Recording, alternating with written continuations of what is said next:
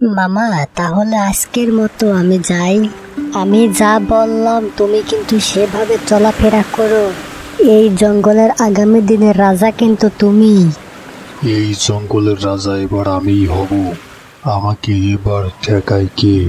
আমি এই জঙ্গলের রাজা হব ভাবতেই যে কেমন কেমন আনন্দ লাগতেছে। আহা, কি আনন্দ! আকাশে বাতাসে খাবার জোগাড় করার জন্য আমার আর কষ্ট করতে হবে না। খেলাটা এবার জমে গেছে। আমি শুধু একবার বাঘের কাছে যাব আর একবার সিংহের কাছে যাব, আর কিছু ভুলভাল বুদ্ধি দিব, এতেই আমার খাবারের ব্যবস্থা হয়ে যাবে। আমি শুধু এখন থেকে একবার বাঘ একবার সিংহ, একবার বাঘ একবার সিংহের কাছে যাব।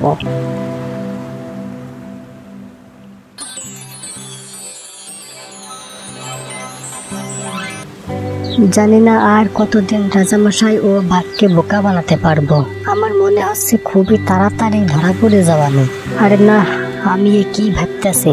আমি হলাম পণ্ডিত মশাই, আমার ভান্ডারে জ্ঞানের অভাব নেই।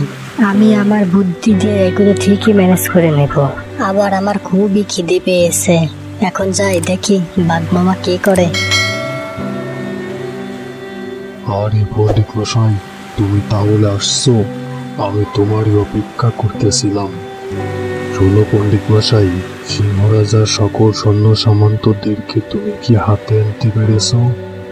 মানে বাঘ মামা, এখনো তো রাজামশাইয়ের সকল সৈন্য সামন্তদেরকে হাতে আনতে পারে নাই, আর কয়েকটা দিন সময় লাগবে। পণ্ডিত মশাই, তুমি কি বলতেছো? তা কি বুঝে শুনে বলতেছো নাকি আবার? হ্যাঁ মামা, আমি বুঝে শুনেই বলছি। তাহলে আর কতদিন সময় লাগবে?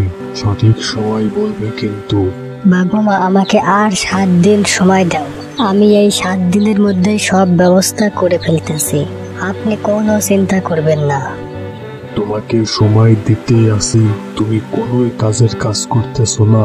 মনে রেখো, এইবারই তোমার শেষ সময়, এরপর আর সময় পাবে না।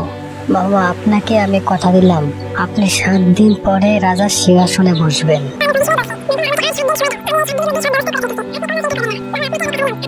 মামা, আজকে তো শিকার ধরতে পারি নাই, তা আর বলা লাগবে না পণ্ডিত মশাই, চলো তোমাকে নিয়ে আজকে গুহার ভিতরে যাই।